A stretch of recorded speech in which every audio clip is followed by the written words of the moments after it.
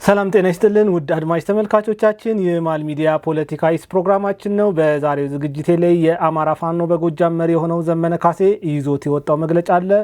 እሱን መግለጫ እንመለከታለን። ከዛ ውጪ በሀያላኑ ሀገራት አምባገነን የተባሉ የአፍሪካ መሪዎች ንግግራቸው ዛሬ ላይ ትንቢት ሆኖ መጥቷል። እሱንም እንመለከታለን። ከዚህ ውጪ የተለያዩ አጫጭር መረጃዎችን የምናይ ይሆናል። በመጀመሪያም ወደ አጫጭር መረጃዎቹ የማልፍ ይሆናል።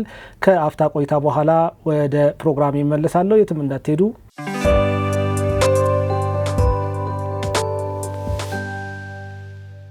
ወደ መጀመሪያው መረጃ ሳልፍ ምዕራብ ትግራይን ለማውደም ህወሓት ታጣቂዎችን ማሰማራቱ ተሰምቷል።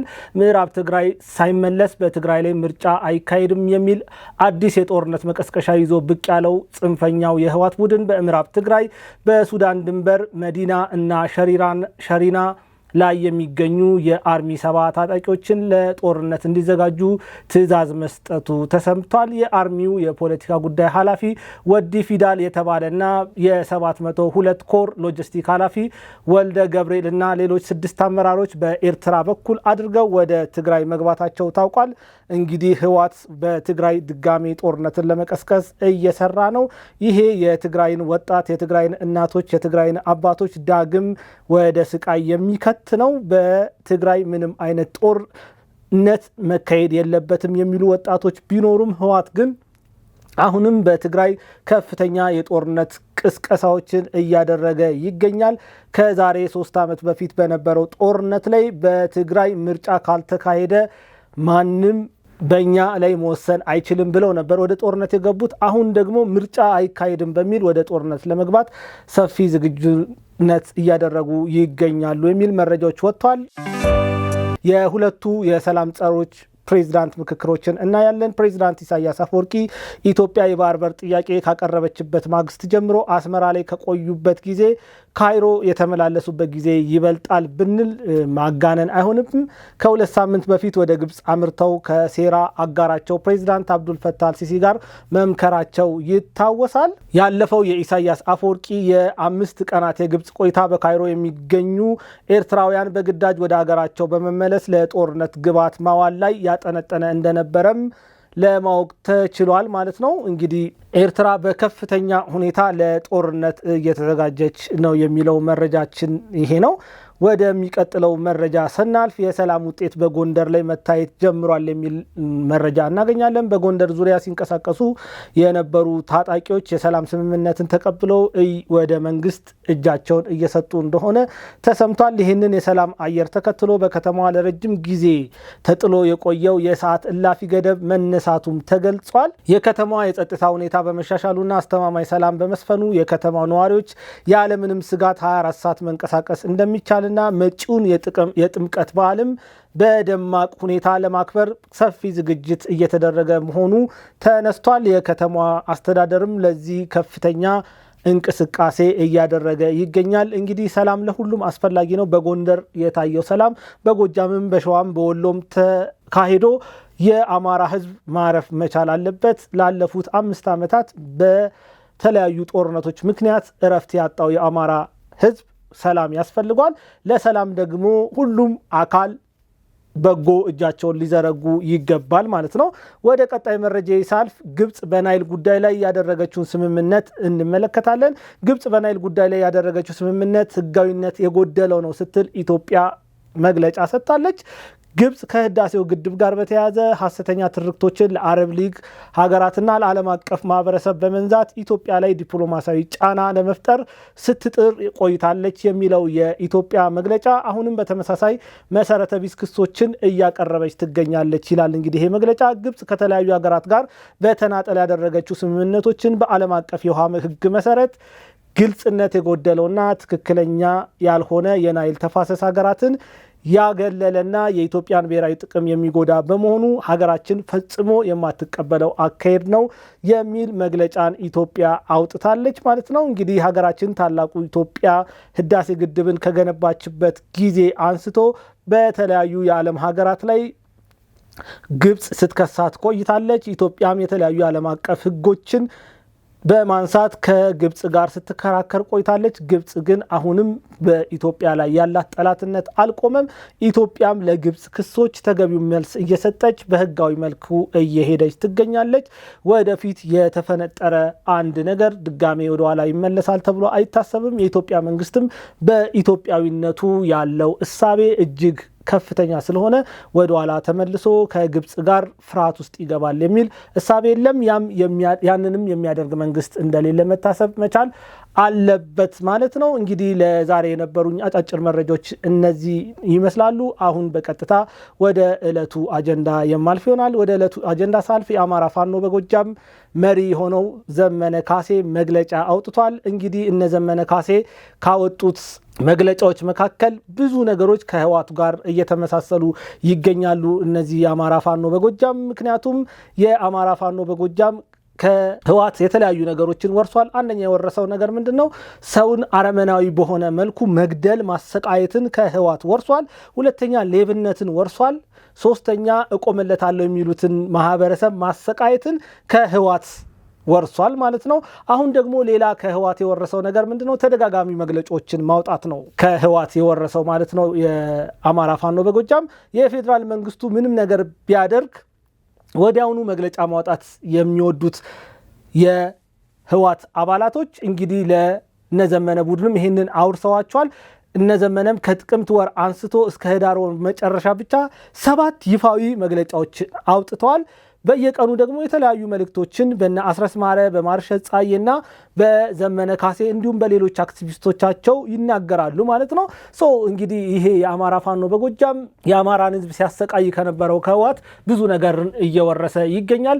እንግዲህ እነዚህ 7 መግለጫዎች መቼ የወጡት ነው የሚሉትን ልንገራችሁና የዛሬው መግለጫ በተመለከተ የምላችሁ ነገር ይኖራል። የመጀመሪያው ጥቅምት 6 በሰብአዊነት ላይ የሸፈተው አገዛዝ በሚል መግለጫ አውጥተዋል።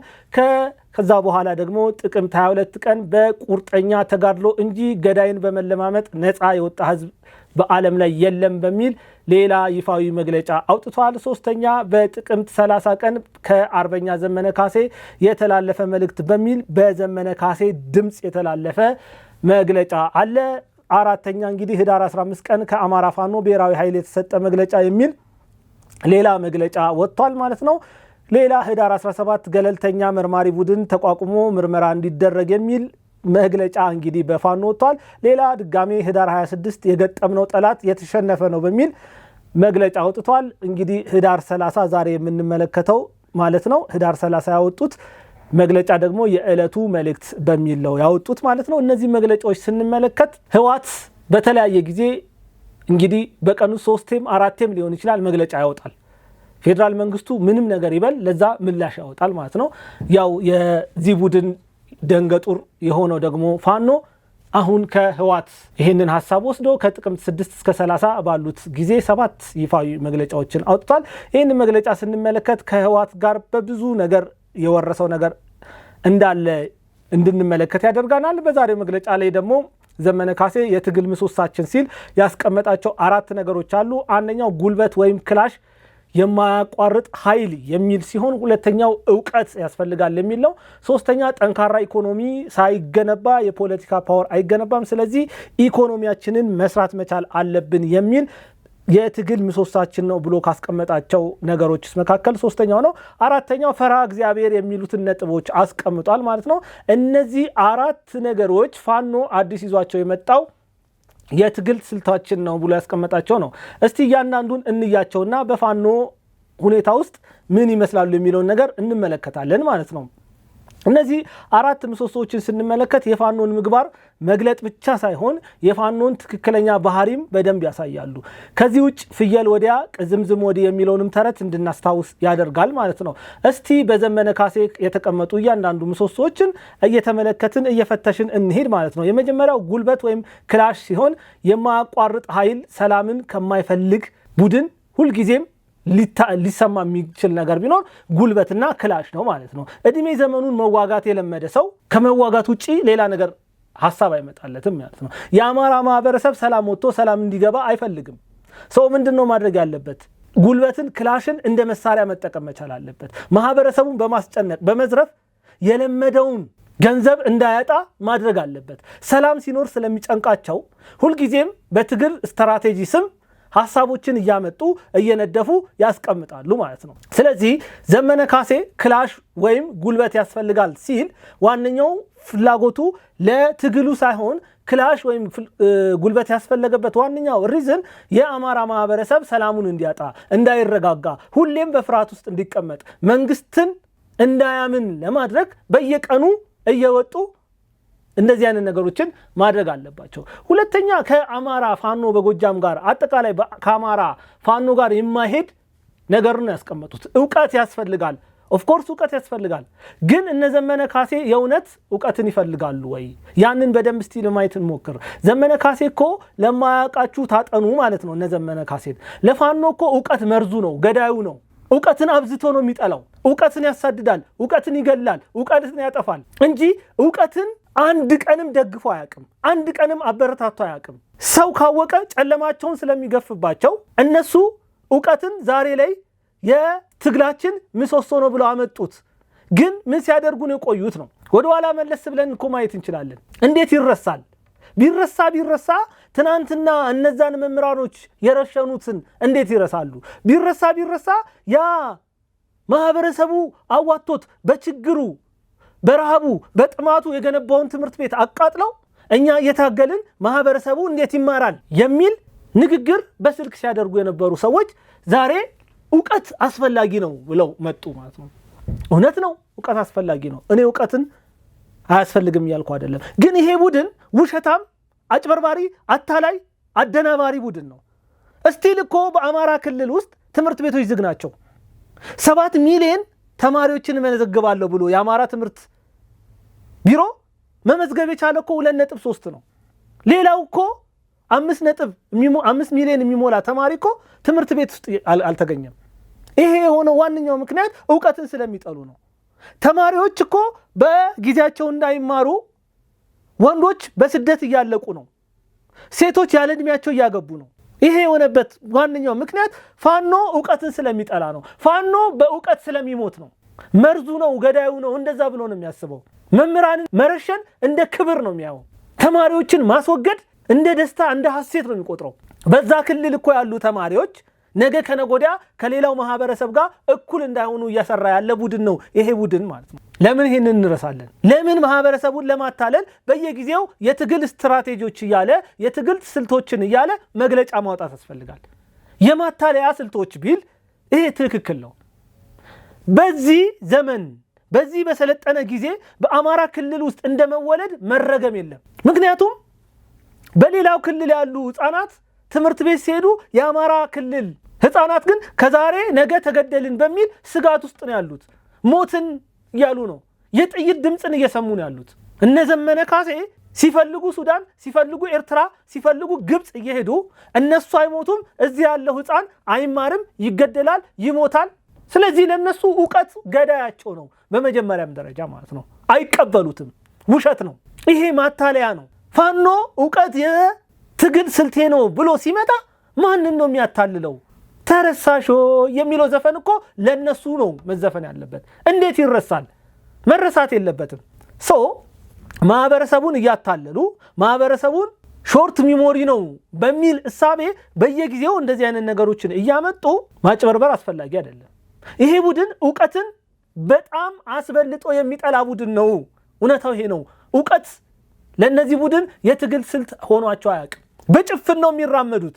ዕውቀት ቢኖራቸውማ በ24 ሰዓት እኮ የአባታችንን ቤተ መንግስት እንወርሳለን አይሉም። ዕውቀት ቢኖራቸውማ ሌላን ማህበረሰብ እያንቋሸሹ ኢትዮጵያን እናስተዳድራለን አይሉም ነበረ። ዕውቀት እንደዛ አይደለም። ሌላው ማህበረሰብ እንዲጠላ እየሰራህ ዕውቀት አለኝ ማለት ውሸት ነው። ስለዚህ ይሄኛውም የውሸት የማታለያ የተለመደ መግለጫ ነው ማለት ነው። ሶስተኛው ጠንካራ ኢኮኖሚ ሳይገነባ ፖለቲካ ፓወር አይገነባም። ወጉን ይዘውታል። ሪያሊቲው ያ ነው። ኢኮኖሚ ያስፈልጋል ለፖለቲካ ፓወር። ፖለቲካ ፓወር ያለ ኢኮኖሚ ባዶ ነው። ግን ይሄ ቡድን እውነት እስከዛሬ ከተለያዩ ዲያስፖራዎች ገንዘብ ሲሰበስብ ነበረ። ምን ሰራ ነው? ምን አደረገ ነው? እያንዳንዱ እኮ የሰበሰቡትን ገንዘብ ኢኮኖሚያቸውን አለም የገነቡበት። ሁሉም እኮ በሬውን ሽጦ መሬቱን ሽጦ ነው መሳሪያ የገዛው ፋኖ ውስጥ የገባው ማለት ነው። ከዛ ከዲያስፖራው ተዋጥቶ የመጣው ገንዘብ ግን አመራሮቹ ቤት ነው የገነቡበት፣ መሬት ነው የገዙበት፣ ሴት ነው ይዘው የተኙበት። በቤተሰቦቻቸው ስም ነው ገንዘቡን አካውንት ውስጥ ያስገቡት። ከኢትዮጵያ አውጥተው በስዊዝ ባንክ እንዲቀመጥ ነው ያደረጉት። በተለያዩ ከተሞች እኮ የተለያዩ ቤቶችን ሰርተዋል እኮ። በአዲስ አበባ ቤቶችን እየሰሩ ነው። በድሬዳዋ ቤቶችን እየሰሩ ነው። በሌላም ቦታ በኦሮሚያ በትግራይ ቤት እየገዙ እኮ ድለላ ጀምረዋል። ጫካ ቁጭ ብለው 10 ቦታ ቤት ይገዙና ከደላላ ጋር ተነጋግረው ማትረፍ ቤት እየሸጡ ማትረፍ ጀምረዋል። ይሄ ከየት ነው የመጣው? ከዲያስፖራው በተሰበሰበ ገንዘብ ነው። ውሸት አይደለም የምነግራችሁ። ጫካ ቁጭ ብለው ሴሚሲ ጋር ያለውን ቤቴን በ10 ሚሊዮን ብር ሽጥልኝ፣ ድሬዳዋ ያለውን ቤት በ15 ሚሊዮን ብር ሽጥልኝ እያሉ እኮ ነው ከደላላ ጋር እየተነጋገሩ በገንዘቡ በአካውንታቸው የሚገባው ማለት ነው። በቤተሰቦቻቸው አካውንት የሚገባው፣ በዘመዶቻቸው አካውንት የሚገባው፣ በሚስቶቻቸው አካውንት የሚገባው። ስለዚህ አሁንም ይሄ ሌላኛው የማሾፊያ የማታለያ ነው። እንግዲህ በየቦታው የጀመሩት ቤቶች አሉ ያልተጨረሱት፣ ግንባታቸው ያላለቀ ማለት ነው። እነዚህ ቤቶች መገንባት ማለቅ መቻል አለባቸው። ገንዘብ አልቆባቸዋል። ስለዚህ ምን ያደርጋሉ? ስትራቴጂ ነድፈው ይመጡና አዎ እንግዲህ እነዚህ 4 ነገሮች አዲስ የትግል ስትራቴጂያችን ነው ብለው ይነሳሉ ማለት ነው። ከዛ ገንዘብ ድጋሚ ማሰባሰብ ይጀመራል። ያ ገንዘብ ሲመጣ የተወሰኑ ጥቂት አመራሮች ይከፋፈሉታል። እንደተባለው ለተለያየ ጥቅም ይውላል። ወደ ኪስ ነው የሚገባው እንጂ አንድም ቦታ ላይ ለትግሉ ሲጠቀሙት አልታየም። እና በውጭ ያላችሁ ማህበረሰቦች ኢትዮጵያ ውስጥ ሆናችሁ ፋኖን የምትረዱ ገንዘባችሁን ዝም ብላችሁ አትበትኑ። ገንዘባችሁን በየቦታው አትርጩ። ይሄ ትግል የትም የሚደርስ ትግል አይደለም። ገና በጫካ ውስጥ ሆነው መስማማት ያቃታቸው ምንድነው እዚህ መተው ሊሰሩልን የሚችሉት ነገር? አንድ ቀበሌ፣ አንድ ወረዳ ተውት፣ አንድ ጎጥ መያዝ እኮ መቆጣጠር አልቻሉም። ዛሬም በዱር በጫካ ልክ እንደ ሽፍታ ጧት የሆነ ቦታ ተደብቀው ማታ የሆነ ቦታ እየሆኑ ፎቶ እየተነሱ ሊያታልሏችሁ አይገባም። የፎቶ ፖለቲካ ሊበቃው ይገባል። በዛ ልክ መረዳት መቻል አለባችሁ። አንለስ አዘርዋይስ ሁሉ ጊዜም ገንዘብ ትልካላችሁ፣ የነሱን ሀብት ታካብታላችሁ፣ የአማራን ህዝብ ሰላም እንዳያገኝ ታደርጋላችሁ። እናንተ ገንዘብ በላካችሁ ቁጥር እዚህ ያለው ማህበረሰብ ሰላሙን እያጣ ነው የሚሄደው። እነሱ ያቺን ገንዘብ ለማግኘት ሲሉ የተለያዩ ልክ እነዚህ የትግል ስልቶች እያሉ ከሆነ ቦታ የተቀዱ ሐሳቦችን እያመጡ ምን ያደርጉላችኋል? ይጽፉላችኋል። ልባችሁን በሐሴት ይሞላሉ። ልባችሁ እንዲቆም ያደርጋሉ። ዘናፍተር እነሱ ግን እከሌ ሞተ፣ እከሌ ተገደለ፣ እከሌ ወጣት እንደዚህ ሆነ ጉዳያቸው አይደለም። ጉዳያቸው ከገንዘብ ነው። ለዚህ ነው አሁን ጠንካራ ኢኮኖሚ ሳይገነባ ፖለቲካ ፓወር አይገነባም ያለው። ዛሬ ነው ይሄ የገባው። ይሄንን ዛሬ ነው ወይ ዘመን ያወቀው? አይደለም። ግን ምንድነው ዋነኛው ዓላማቸው? ከናንተ ገንዘብ በመሰብሰብ የማህበረሰቡን ስቃይ ማርዘም ነው ፍላጎታቸው። ስለዚህ አሁንም መታሰብ ያለበት ነገር በ24 ሰዓት የአባቴን ቤተመንግስት ወርሳለሁ ያለው ይሄ ቡድን ይሄንን ማድረግ ያልቻለበት ዋነኛው ምክንያት በመጀመሪያ ደረጃ ገንዘብ ስላጣ አይደለም፣ ድጋፍ ስለሌለው አይደለም። እርስ በርሱ አይስማማም፣ በትግሉ አያምንም። ትግሉን ለገንዘብ መስሪያ ነው የሚጠቀምበት። ይሄንን በደንብ መረዳት መቻል አለባችሁ። 5 ሳንቲም መላክ የለባችሁ። ቆም ብላችሁ ማሰብ መቻል አለባችሁ። የእውነት የአማራ ህዝብ ስቃይ የሚያሳዝናችሁ ከሆነ ስፔሻሊ ዲያስፖራዎች እናንተ እዛ ቁጭ ብላችሁ ፎቶ ስለሚላክላችሁ የእውነት ትግል ያለ አይምሰላችሁ። ህዝቡ በስቃይ ውስጥ ነው ያለው። ህዝቡ ማረስ አልቻለም። ወጣቱ መውጣት መግባት አልቻለም። የናንተ ገንዘብ ሰላምን ማምጣት አልቻለም። የናንተ ገንዘብ 4 ኪሎን ማምጣት መቻል አልቻለም። የማይችልበት ዋነኛው ምክንያት አንደኛ የእውነት ትግል የለም፣ ሁለተኛ ይሄንን መንግስት በትግል መጣል አይቻልም። ይሄንን በደንብ ተረዱ። አራተኛ ከሁሉም የሚያስቀው ስትራቴጂ ብለው ካስቀመጡት መካከል በጣም የድፍረታቸውን ጥግ ያሳዩበት ፈራ እግዚአብሔር የሚሉት ነው። የእውነት ይሄ ቡድን ፈራ እግዚአብሔር አለው ወይ? ፈራ እግዚአብሔር በዚህ ቡድን እሳቤ ምንድነው? ፈራ እግዚአብሔር ማለት አንገት ላይ 6-7 መስቀል ደርድሮ መሄድ ነው ወይ ነው? ይሄ ውሸታምነት ነው፣ ማስመሰል ነው፣ ማጭበርበር ነው፣ በእግዚአብሔር ስም መነገር ነው። ትልልቅ መስቀል እዚህ ጋር አስቀምጦ የሰው ልጅ የማይሰራቸውን ስራዎች እየሰራ ያለ ቡድን ነው ይሄ ቡድን። ዛሬ ደግሞ ሳያፈር የኛ የትግል ስትራቴጂ ፈራ እግዚአብሔር የሞላበት ነው። ወንድሙ እየገደለ እንዴት ነው ፈራ እግዚአብሔር ምንድነው? በመጀመሪያ ደረጃ አማራ ለአማራም እኮ አይደለም። ብልጽግና ከፋኖ ጋር መዋጋት የለበትም ፈራ እግዚአብሔር ላለው ቡድን ማለት ነው። ምክንያቱም የብልጽግና መንግስት ቁጭ ብለን እንነጋገር፣ ችግር ካለ ተነጋግረን እንፍታ፣ በጠረጴዛ መፍታት ብቻ አይደለም አብረን እንስራ፣ ስልጣን ላጋራ አለ። አልፈልግም ብሎ እየወጋ ፈራ እግዚአብሔር ማለት ምን ማለት ነው? ሰው ከቤቱ ወጥቶ በሰላም እንዳይገባ እያደረጉ ፈራ እግዚአብሔር ማለት ምን ማለት ነው? ተው እንጂ አትቀልዱ። አንዳንድ ጊዜ መጽሐፍ ስለቻልን የሆነ ነገር የሚሰማን አካል ስላለ ጨፍኖም የሚወደን አካል ስላለ በስሜት ሰውን አንንዳ። አማራው አማራን እየገደለ ከዚህኛው ቤት እዛኛው ቤት መሄድ እንዳይቻል ተደርጎ ፈራ እግዚአብሔር አለ በዚህ ቡድን ውስጥ። ለምን እንዋሻለን? ሰው ባስተሳሰቡ ለምን ይሄንን አሰብክ፣ ለምን እንደዚህ አይነት እሳቤ አራመድክ ተብሎ እጁ እየተቆረጠ ጆሮው እየተቆረጠ ምላሱ እየተቆረጠ እንዴት ነው ፈራ እግዚአብሔር አለው ብሎ ይሄንን ቡድን ማመን የሚቻለው? ለምን እንዋሻለን? ፈራ እግዚአብሔር ማለት ሴቶችን መድፈር ነው ወይ? አባቶችን አንበርክኮ ማስኬድ ነው ወይ? እናቶችን ማስለቀስ ነው ወይ? የካህኑን ሚስት ወስዶ መድፈር ነው ወይ ፈራ እግዚአብሔር? ለምን እነዘመነ ካሴ በዚህ ልክ እንደሚዋሹ አይገባኝም። ፈራ እግዚአብሔር አለን ሲሉ ማፈር መቻል አለባቸው። ወገብ ላይ መዓት ኮተት ሰብስቦ በመያዝ ፈራ እግዚአብሔር አለኝ፣ በድግምት እየተዋጉ ፈራ እግዚአብሔር አለኝ፣ ጥይት እንዳይመታኝ የጅብ ቆዳ ለብሼ ልሂድ ብሎ የጅብ ቆዳ ለብሶ እየሄደ ፈራ እግዚአብሔር አለኝ። ምን ማለት ነው ፈራ እግዚአብሔር? አንዳንዴ ለቃሉም እንደው ማዘን ይቻል ጥሩ ነው። ቤተ ክርስቲያን እያቃጠሉ መስጊድ እያቃጠሉ በቤተ ክርስቲያን ላይ ግብር እየጣሉ ፈራ እግዚአብሔር ምንድነው? ወይ ማናቀው እግዚአብሔር አለ ወይ? በእነሱ ሐሳብ ውስጥ የትኛውን እግዚአብሔር ነው የሚፈሩት? ለምንድነው በዚህ ያክል ማህበረሰቡን ለማታለል ለማጭበርበር የሚከደው ማለት ነው? ምንም የማያውቀውን ማህበረሰብ የዋሁን ማህበረሰብ አማራ እኮ ስለ ኢትዮጵያ ራሱን ከፍሎ ኖሯል እኮ። ዛሬም ድረስ ራሱን እየከፈለ ያለው ስለ ኢትዮጵያ ነው አማራ። ለምንድነው በዚህ ልክ አውርደን ይሄንን ህዝብ የምናስበው? ለምንድነው ነው የማይገባኝ ነገር። ከዚህ ህዝብ ላይ በሬውን ነርተ በሬውን አርደህበት ስትፈልግ ጥሬ ስትፈልግ ጥብስ አድርገህ እየበላ ፈራ እግዚአብሔር ማለት ምን ማለት ነው?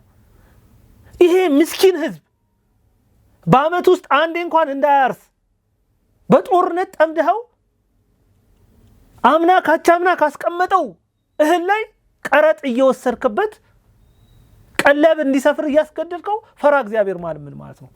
ፈራ እግዚአብሔር እንደዚህ ነው እንዴ? ለምንድነው እነዘመነ ካሴ በዚህ ያክል ሲቀልዱ ማህበረሰቡ ራሱ መንቃት ያቃተው? ከዚህ ቡድን ጋር መታገል ለምን ከበደው? ውሸት እኮ ነው።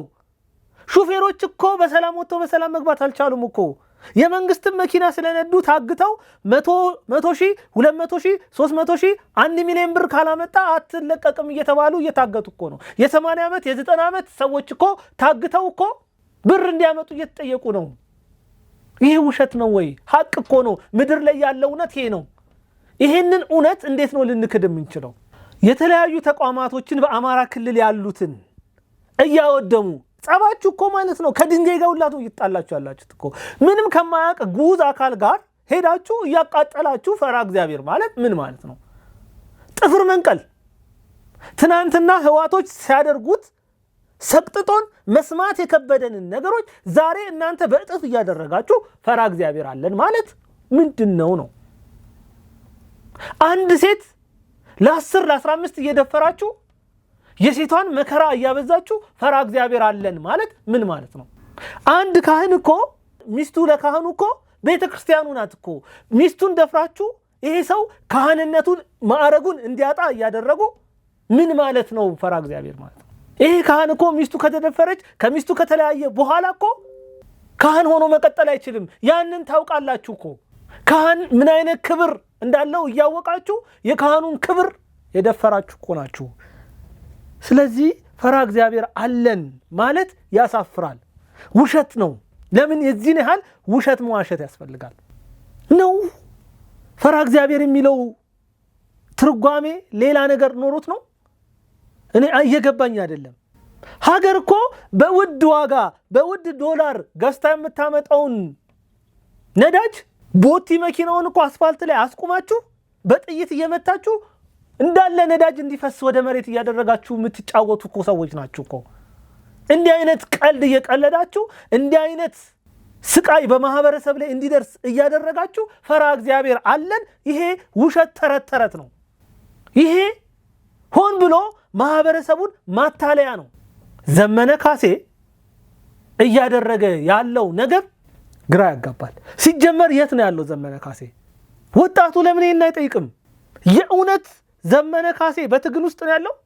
ራሱን ጠብቆ መልኩን አሳምሮ የተለያዩ እርዶች እየታረዱለት እየበላ ካይነት እየጠጣ ካይነት እዚህ ወጣቱ የዘሜ ግልገል እያለ እየታረደ እየሞተ ፈራ እግዚአብሔር አለን ማለት ውሸት ነው። ፋኖ የሆነ ሰው እኮ በስቅላት ቀጣቸዋል። መስቀል እኮ ነውር ነው። ሰውን የሚያክል በእግዚአብሔር አምሳል የተፈጠረን ፍጡር በዚህ ያህል ስቃይ መከራ በላዩ ላይ እያወረዳችሁ ቁጭ ብላችሁ ፈራ እግዚአብሔር አለን ማለት ይሄ ውሸት ነው። ስለዚህ ፋኖ ባለፉት 2 ወራት ውስጥ 7 ይፋዊ መግለጫ አውጥቷል። ከነዚህ 7ቱ ይፋዊ መግለጫ ዛሬ ህዳር 30 የወጣው መግለጫ ይህንን ይመስላል። ወደ ቀጣዩ ሐሳቤ የማልፍ ይሆናል። ወደ ቀጣዩ ሐሳቤ ሳልፍ በአማራ ብሔራዊ ክልል መንግስትና በአማራ ፋኖ ህዝብ ድርጅት ወይም አፋድ መካከል የተፈረመው የሰላም ስምምነት ተከትሎ የተለያዩ ሰዎች እጃቸውን ለመንግስት እየሰጡ ነው። አሁን ደግሞ ትልልቅ አመራሮች እጃቸውን ሰጥተዋል። የተለያዩ የአማራ ህዝባዊ ድርጅት ወሎ ጠቅላይ ግዛት እዝ ከወሎ ጠቅላይ እዝ አመራሮች መካከል እነዚህ ቀጥሎ የምነግራችሁ ሰዎች ለመንግስት እጃቸውን ሰጥተዋል። የመጀመሪያው ኢሳያስ አበራ ይባላል። የፖለቲካ ዘርፍ ኃላፊ የነበረ ነው። ሁለተኛው ግርማ እጅጉ ሲባል የማህበራዊ ዘርፍ ኃላፊ ነው። ሶስተኛ ፍሬዘር እሸቱ የመረጃና ደህንነት ክፍል ኃላፊ ነው። አራተኛ ተሳካ የሚባል ሰው ነው። ይሄ ሰው የአሃዙ ሀብት አፈላላጊና ሀብት መርማሪ ቡድን ኃላፊ ነው። አምስተኛው ፈንታው ይባላል የጽህፈት ቤቱ ኃላፊ ነው እንግዲህ ማለት ነው። እነዚህ 5 ሰዎች ከወሎ ጠቅላይ ግዛት እዝ ከፍተኛ አመራሮች መካከል የሆኑ 5ቱ ሰዎች ለመንግስት እጃቸውን ሰጥተዋል። ይሄ ይበል የሚያስብል ነገር ነው ማለት ነው። ሌላ ወደ ቀጣይ መረጃ ሳልፍ የኢትዮጵያ መሪዎችና የአፍሪካ የተለያዩ መሪዎች በስልጣን ዘመናቸው አምባገነን ተብለው በሃያላኑ ይጠሩ የነበሩ ሰዎች የተናገሩት ንግግር ዛሬ ላይ ልክ እንደ ትንቢት እየተፈጸመ ይገኛል። የተወሰኑትን ንግግሮች ወስጄ እነሱን አስታውሻችሁ ፕሮግራሜን የሚጨርስ ይሆናል ማለት ነው። የመጀመሪያው ሀገሬ ባህር በር ተነጥቃ እንድትቀጥል አልፈልግም የሚል ኢትዮጵያዊ ይመጣል ብለው የተናገሩት ሰው ናቸው። እኚህ ሰው ኢትዮጵያዊ አይደሉም። እኚህ ሰው ሊቢያዊ ናቸው። ይህንን ንግግር የተናገሩት የቀድሞ የሊቢያ ፕሬዝዳንት ናቸው። እኚህ ሰው ኮሎኔል መሐመድ ጋዳፊ ይባላሉ። ይህንን ንግግር ያደረጉት በፈረንጆቹ 1998 ዓመተ ምህረት ነው። ይሄ ንግግር ትንቢት ነው የሚመስለው። ጊዜውን ጠብቆ በኢትዮጵያ ምድር ፈንድቷል። ከጠቅላይ ሚኒስትር ዶክተር አብይ አህመድ አንደበት ይሄ ፍላጎት ከወጣበት ዕለት አንስቶ በፍጥነት የመላውን ኢትዮጵያዊና የመላውን ዓለም ሀገራት አጀንዳ መሆን እንዲችል ተደርጓል። አስቡት። በ1998 ዓመተ ምህረት በፈረንጆች አቆጣጠር ሊያውም ኢትዮጵያዊ ያልሆኑ የሊቢያ የቀድሞ መሪ ትንቢት የሚመስል ንግግር ነው የተናገሩት። ሀገሬ ባህር በር ተነጥቃ እንድትቀጥል አልፈልግም የሚል ኢትዮጵያዊ ይመጣል አሉ። ይሄው ኢትዮጵያዊ መጣ፣ ጊዜውን ጠብቆ ወቅቱን ጠብቆ። አሁን ላይ ይሄ የኢትዮጵያ ፍላጎት በተባበሩት መንግስታት በሚገኙ 193 ሀገራትና በተባበሩት መንግስታት ውስጥ ባልተካተቱት 2 ሀገራት ተደምረው 195 ሀገራት የኢትዮጵያ አንገብጋቢ ፍላጎት ምንድነው ተብሎ ቢጠየቁ በዚህ ሰዓት ሁሉም 195 ሀገራት የሚሰጡት መልስ ተመሳሳይ ነው።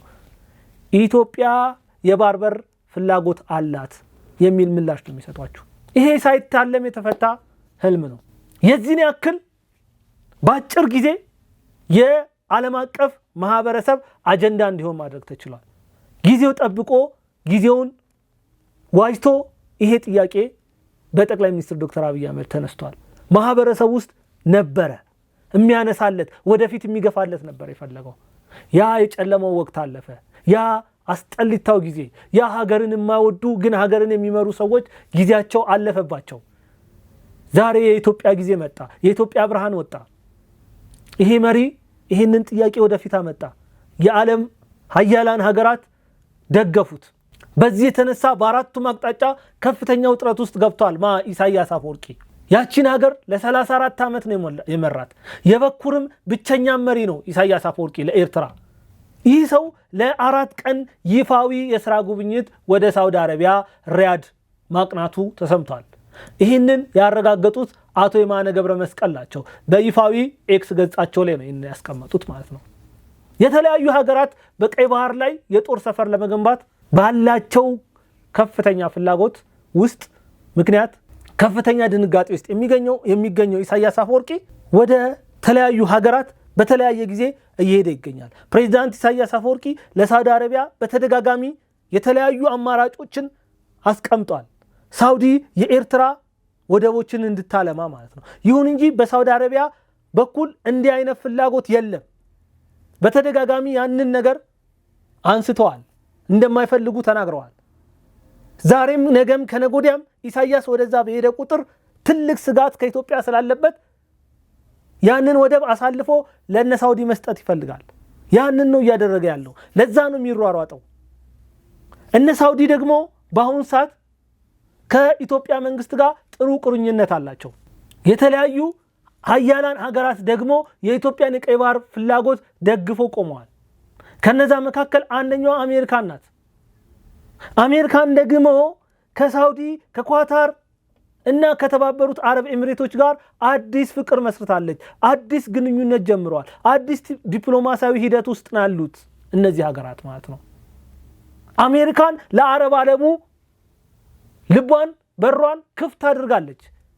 አሜሪካን ያ ብቻ አይደለም፣ በአፍሪካ ላይ ያላት ስትራቴጂ የነበራት እሳቤ ተቀይሯል። ዛሬ ላይ በምን አይነት መልኩ ከአፍሪካ ሀገሮች ጋር ግንኙነት ላድርግ የሚል ከትናንትናው የተሻሻለ እቅድ ይዛ መጣለች። ስለዚህ ኢትዮጵያ ደግሞ በአፍሪካ ቀንድ ላይ አስፈላጊ ሀገር እንደሆነች አሜሪካን ተረድታለች። አሜሪካን ከሳውዲ ጋር ያላት ግንኙነት መልካም ነው። አሜሪካን ለኢትዮጵያ የባህር በር ፍላጎት ቀዳሚ ምላሽ ከሰጡ ሀገራት መካከል አንዷ ናት። ፈረንሳይም ልክ እንደዛው ናት። እንግሊዝ እንደዛው ናት። እስራኤል፣ ቻይና፣ የተባበሩት አረብ ኤሚሬቶች፣ ሩሲያ፣ ቤላሩስ እና ሌሎች ታላላቅ የሀገራት የኢትዮጵያን ፍላጎት ተገቢና ትክክለኛ ጥያቄ ነው ሲሉ አንስተዋል። ኢሳያስ ሁልጊዜም ልብ ውስጥ ፍርሃት አለ። አሰብ የሱ እንዳልሆነ ያውቃል። በዛም በዚህም ብሎ ኢትዮጵያ ያችን መሬት ከመውሰዷ በፊት አሳልፎ ለሌሎች መስጠት ይፈልጋል። ለዚህም ነው እንደ ጦስ ዶሮ እዛም እዚህም የሚረግጠው፣ አርፎም አይቀመጠው። አንዴ ግብጽ፣ አንዴ ሳውዲ፣ አንዴ ሱዳን የማይሄድበት ቦታ የለም። በዚህ ሁሉ ነገር ውስጥ ኢትዮጵያን ለማጥመድ ነው ኢሳያስ አፈወርቂ ስራ እየሰራ ያለው ማለት ነው። ይሁን እንጂ ኢትዮጵያ ከተለያዩ ሀገራት ልምድ እየቀሰመች ትገኛለች። ለምሳሌ ፖላንድን መጠቀም ማየት እንችላለን። በአውሮፓ ውስጥ ጠንካራ የኢኮኖሚ አቅምና የባህር ኃይል ካላቸው ሀገራት መካከል አንዷ የሆነችው ፖላንድ ናት። በዓለም አቀፍ ደረጃ ለነበራት ተሰሚነትና ኢኮኖሚያዊ ጠቀሜታ ወሳኝ የሆነው ባህር መዳረሻዋን ከ123 ዓመት በላይ አታቆይታለች። 123 ዓመት ሙሉ የባህር በር አልነበራትም። ፖላንድ ትልቅ አገር ነበረች። ኢትዮጵያም እንደ ፖላንድ 123 ዓመታት ባትፈጅም ላለፉት 34 ዓመታት ግን ወደብ አልባ ሆና ቆይታለች። ይሁን እንጂ ፖላንድ ምንድን ያደረገችው ከ123 ዓመታት በኋላ ከአንደኛው የዓለም ጦርነት ማብቂያ መጠናቀቅ በኋላ በዓለም አቀፍ ሕግ ስምምነት መሰረት ያጣችውን የባህር በር መልሳ ማግኘት ትችላለች። 123 ዓመት ነው የፈጀባት ፖላንድ መልሳ ያጣችውን ለመመለስ። ኢትዮጵያ ግን 34 ዓመት ሞልቷታል። ሌላ 5 እና 6 ዓመት ከዚህ በኋላ ሳይቆጠር አሰብን ማስመለስ ትችላለች። ከፖላንድ መማር ትችላለች። ሌሎች ዓለም ሀገር ላይ የተነጠቁ ያስመለሱ ሀገራት አሉ። ስለዚህ የተለያዩ ህግ ማቀፎችን ተከትላ ኢትዮጵያ ያንን ባህሯን ወደቧን የገዛ ንብረቷን ታስመልሳለች። ትናንትና በኢህአዴግ ውስጥ የነበሩ አመራሮች ባለስልጣኖች ዛሬ ላይ አሰብ የኢትዮጵያ አካል እንደሆነ እየተናገሩ ነው በይፋ። ትናንትና ምንም ያላሉ፣ ትናንትና ከነበረው መንግስት ጋር ተስማምተው የቀጠሉ፣ ዛሬ ግን ትክክለኛውን ነገር እያወሩ ያሉ አሉ። ከነዛ መካከል ዛሬ በወጣው መረጃ መሰረት አቶ አባዱላ ገመዳ አሰብ በታሪክም የኤርትራ ሆና አታውቅም ብለዋል። እነ ጀነራል ባጫ ደበሌ ኤርትራ ለአሰብ ብላ ምጽዋን እንዳታጣ፣ አዱሊስን እንዳታጣ፣ መላው ኤርትራን እንዳታጣ መጠንቀቅ አለባት ሲሉ ተናግረዋል። እኛ አሰብን የምንጠይቀው አሰብ የኛ ስለሆነ ነው ሲሉ ተናግረዋል። እኛ ምጽዋን ያልጠየቅነው፣ ዳህላክን ያልጠየቅነው፣ ዘይላን ያልጠየቅነው፣ በርበራን ያልጠየቅነው የኛ ስላልሆኑ ነው። በአሁን ሰዓት ተገቢው የኢትዮጵያ መሬት መሆን የሚገባው አሰብ ነው። ያንን ደግሞ እየጠየቅን ነው። ማምጣት ባለብን መልኩ እናመጣዋለን ሲሉ ተናግረዋል። ፊልድ ማርሻል ብርሃኑ ጁላ በባሌም ይሁን በቦሌ ወደብ ወደ ኢትዮጵያ ይመለሳል፣ ኢትዮጵያም ተዘግታ አትኖርም ሲሉ ተናግረዋል። ጠቅላይ ሚኒስትሩ በተደጋጋሚ ይህንን ንግግር ተናግረዋል። ኢትዮጵያ ተዘግታ የምትኖር የሚመስለው ካለ ያ ሰው የሞተ ነው ብለዋል። በፓርላማ ደግሞ 1 ሚሊዮን ድረስ እርግጠኛ ነኝ ኢትዮጵያ ተዘግታ አትኖርም ሲሉ ተናግረዋል። እንግዲህ አስቡት፣ ኮሎኔል መንግስቱ ኃይለማርያም ሌላኛው ልክ እንደ መሐመድ ጋዳፊ ትንቢት የሚመስል ንግግር የተናገሩ ሰው ናቸው። ግን ጋዳፊም ይሁን ኮሎኔል መንግስቱ በሀያላኑ ሀገራት አምባገነን መሪ ተብለው ስም የተሰጣቸው ናቸው። አንድ ነገር ሁልጊዜ ማሰብ የቻለ ያለብን ሀገርህን ከወደድክ አንተ አምባገነን ነህ፣ ለሀገርህ ከልብህ ከሰራ አምባገነን ነህ፣ በዝባዥ ነህ፣ ጨቋኝ ነህ፣ አሳሪ ነህ፣ ገዳይ ነህ፣ ጦረኛ ነህ። እንዲህ አይነት ቅጽል ስሞች ይሰጠዋል። ብዙ እልፍ ጠላቶች ከዚህም ከግራም ከቀኝም ከፊትም ከኋላም ይነሳባል። እነዛ ጠላቶች በሙሉ በሀያላኑ ሀገራት ይደገፋሉ። ኮሎኔል መንግስቱ ኃይለማርያም ኢትዮጵያን በሚመራበት ወቅት 17 ዓመት ሙሉ አልተኛንም ሲል ተናግሯል። ምክንያቱም ተባዮች ዙሪያውን ከቧት ስለነበሩ ነው። በወቅቱ ኮሎኔል መንግስቱ ኃይለማርያም ሀገርን የሚሸጡ በውጭ ኃይል የተደራጁ ባህር በር ኢትዮጵያን ሊያሳጡ የተዘጋጁ ኃይሎች መኖራቸውን ተናግረው ነበረ። ወያኔ እያሉ ስም አንስተው በብሔር አካፍለው በብሔር አባልተው ሊገዟቸው የተዘጋጁ ኃይሎች እየመጡ ነው እያሉ ሲናገሩ ነበረ። የሚሰማቸው አልነበረም። የደርግ ወታደሮችን በተደጋጋሚ ይነግሯቸው ነበረ። ወያኔ ስልጣን ላይ ከወጣ መለዮን ይዘህ ለማይ ነው የምትሆነው ሲሉ ነበረ። አድርገውታል ወያኔዎች። መንግስቱ ኃይለማርያም የተናገሩትን እያንዳንዱ ንግግሮች አድርገውታል። ትንቢት የሚመስሉ ንግግሮች ናቸው። ባህር በር ያሳጧቸዋል አሉ፣ አሳጡን። በብሔር ከፋፍሎ ይገዛል አሉ። ዛሬም ድረስ ኢትዮጵያ መከራዋን የምትበላው እነሱ የተከሉት ዘር አድጎ እዚህ ደርሶ ነው። በብሔር ማለት ነው። አንዱ በዝባዥ ነው፣ አንዱ ጨቋይ ነው፣ አንዱ ተጨቋይ ነው፣ አንዱ ትምክተኛ ነው፣ አንዱ ጠባብ ነው፣ አንዱ አናሳ ብሔር ነው፣ አንዱ ለመንግስት የማይበቃ ማህበረሰብ ነው። እንዲሁ ስንጥቅጥቅ አድርገው የኢትዮጵያ ሶማሌ ኢትዮጵያዊነት እንዳይሰማው አድርገው ያኖሩት እኮ ናቸው። ጋምቤላዊ እኮ ኢትዮጵያዊ እንዳልሆነ እንዲያስብ አድርገው ነው ያኖሩት። የአፋርን ህዝብ እኮ ለናንተ የሚበጅተው በጀት ሰለቸኝ እያሉ ነበር ያኖሩት እኮ። የተናገሩትን በሙሉ መንግስቱ ኃይለማርያም 1 2 3 ብሎ የተናገሩትን በሙሉ ወያኔዎች ፈጽመውታል። ትንቢት የሚመስሉ ንግግሮች ናቸው። መሐመድ ጋዳፊ ሊቢያውያኖችን በሚመሩበት ወቅት ሊቢያውያን ከመላው ዓለም በተለየ መልኩ ቀብጠው ይኖሩ ነበረ። ጋዳፊ አምባገነን ነው ይባላል። በተደጋጋሚ እንደዚህ አይነት ስም ይሰጣል። ግን ለዚህ የሚሰጡት ምላሽ አለ።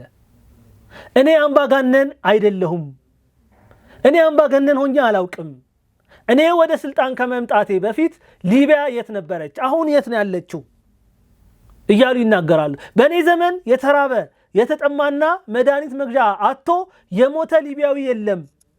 ይህንን ማድረግ ችያለሁ።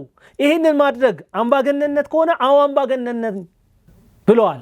የራሱ የሆነ መኪና፣ የራሱ የሆነ የእርሻ ቦታ፣ የራሱ የሆነ ቤት የሌለው ሊቢያዊ የለም በእኔ ዘመን።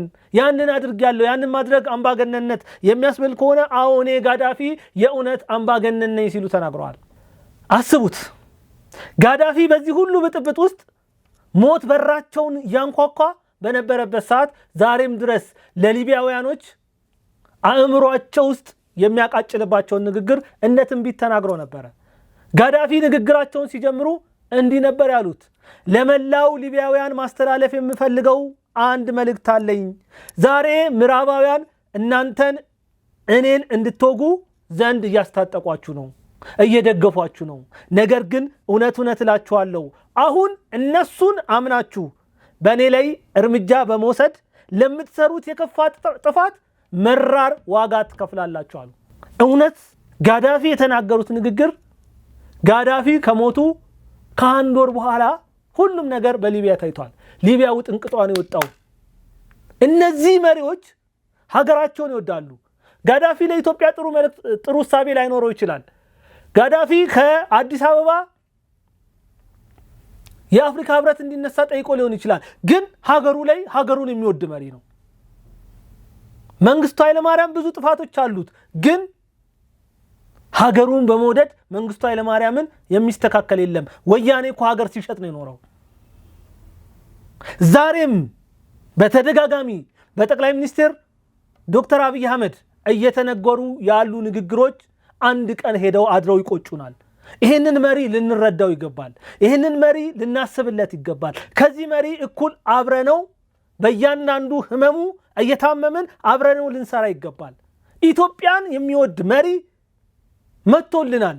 እኛ ኢትዮጵያን የምንወዳት ከሆነ ከዚህ መሪ ጋር አብረን ልንሰራ ነው የሚገባው። የተለያዩ ችግሮች ይኖራሉ አሉ። ሰው እኮ ነው የሚመራን።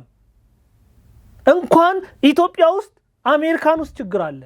እንኳን በሶስተኛው ዓለም ላይ ያለው ሀገር ቀርቶ እዛ አደጉ ተመነደጉ የምንላቸው ሀገር ውስጥ እኮ ችግር አለ።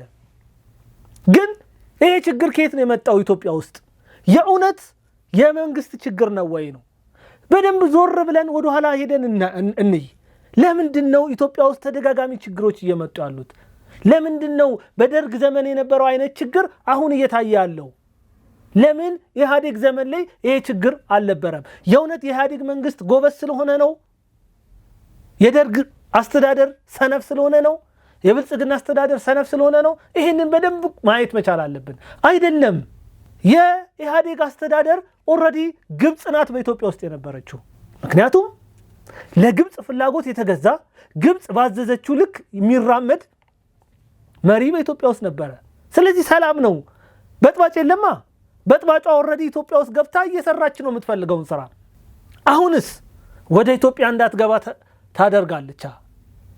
ድንበር ተቀምጦላታል። ያንን አልፋ መምጣት አትችልም። ስለዚህ ማድረግ ያለባት ሀገሯን የሚወድ ኢትዮጵያዊን መሪ በኢትዮጵያ ላይ ስለተቀመጠ ማድረግ የምትችለውና ማድረግ ያለባትን ነገር ኢትዮጵያን ሁል ጊዜ ሰላሟን ማሳጣት ነው። ልክ በደርግ ዘመን እንደነበረው ማለት ነው። የተለያዩ ተቋሚዎችን መፍጠር፣ ለነዛ ድጋፍ ማድረግ። አሁን ኢትዮጵያ ውስጥ እየሆኑ ያሉት ውጥንቅጦች በሙሉ የእውነት የብልጽግና መንግስት የፈጠራቸው ነው? የእውነት እስቲ ቆም ብለን በደንብ እናስበው። እንዴት ነው እኔ ሀገር እየመራው እምመራት ሀገር ሰላም እንድታጣ የምፈልገው? አይደለም እኮ እናውቃለን እኮ። የኢትዮጵያ ጠቅላይ ሚኒስትር ዶክተር አብይ አህመድ እየሄደበት ያለው አካሄድ ለግብጾች ሰላም አልሰጣቸውም፣ እረፍት አልሰጣቸውም። ኢትዮጵያ ከፍ ልትለው ልታድግ ነው፣ ልትመነደግ ነው። ነገ ከነገ ወዲያ ለምስራቅ አፍሪካ አይደለም ለአፍሪካ ራሱ ትልቅ ስጋት ያላት ትልቅ ስጋትን የምትጭር በኢኮኖሚዋ ከፍ ያለች ፖለቲካል ኢምፓክቷ የተሻለ ሀገር ልትሆን ነው። ያለ ግብጽ ፍርሃት ነው። ስለዚህ እዛ ቦታ ላይ ሳትደርስ ምን ማድረግ መቻል አለብን? ኢትዮጵያን መምታት አለብን። አከርካሪዋን ማውደም አለብን። ይሄንን ነው ግብጽ እየሰራች ያለችው። ለዚህ ደግሞ ተባባሪዎቿ እነማን ናቸው ነው? እነዚህ ትንንሽ ለገንዘብ ሲሉ ሀገራቸውን የሚሸጡ ባንዳዎች፣ ሆዳሞች፣ ሀገር የሌላቸው ከርሳቸው የሆነ ሆዳቸው ሀገራቸው ከርሳቸው ነው፣ ሆዳቸው ነው ሀገራቸው። እነዚህ ሰዎች ሀገር እየሸጡ ይሄ ነው። እያንዳንዱ የጠቅላይ ሚኒስትር ዶክተር አብይ አህመድ የፈተና ምንጭ ግብጽ ናት። የፈተና ምንጭ ኢትዮጵያዊ መሆኑ ነው። ለኢትዮጵያ አበክሮ መስራቱ ነው። ኢትዮጵያን የሚጠቅም ስራ ባይሰራ ቁጭ ብሎ እንደ ወያኔ ስልጣኑን ቢቆጥር ጊዜውን ቢቆጥር ግብጽ ሰላም ነው፣ ምንም አታደርግም፣ አለቀ። ስለዚህ ይህንን በተደጋጋሚ ያለው ነው እየተናገርነው ነው። ሊገባን ይገባል፣ ሊያመን ይገባል። ኢትዮጵያውያን ሆይ አማራ ወደ ስልጣን ስለመጣ ኢትዮጵያ ትሻገራለች ማለት አይደለም። ኦሮሞ ስለመጣ ኢትዮጵያ ትሻገራለች ማለት አይደለም። አማራ ሆነ ኢትዮጵያዊ ስትሆን፣ ኦሮሞ ሆነ ኢትዮጵያዊ ስትሆን፣ ትግሬ ሆነ ኢትዮጵያዊ ስትሆን ነው ኢትዮጵያ ወደፊት የምትሄደው። ህብረት ሲኖረን፣ አንድነት ሲኖረን፣ መተሳሰብ ሲኖረን ነው ወደፊት መጓዝ የምንችለው። እየተበታተንን ለጠላት መጫወቻ፣ ለጠላት መሳቂያ መሳለቂያ ነው የምንሆነው። ከዚህ የዘለለ አንዳች ነገር ማድረግ አንችልም። ሊቢያውያን ያሁሉ ትንቢት የሚመስል ንግግር ዛሬ እያጨዷት ነው። እኛም ነገ ከነገ ወዲያ ኢትዮጵያን አተን፣ ሰላማችን ደፍርሶ፣ ሀገር አተን፣ ለማኝ ሆነን፣ ሶሪያን ሆነን፣ ኢራቅን ሆነን፣ ሊቢያን ሆነን፣ የመንን ሆነን፣ ደቡብ ሱዳንን ሆነን ከማዘናችን በፊት ቆም ብለን ማየት መቻል አለብን። ጠቅላይ ሚኒስትር ዶክተር አብይ አህመድን ምን ደግፈው የተለየ ስለሆነ አይደለም፣ ኢትዮጵያን ስለወደደልን ነው። ኢትዮጵያን የሚወድልንን በሙሉ ልንወደው ይገባል። በዚህን ያክል ማየቱ ተገቢ ነው።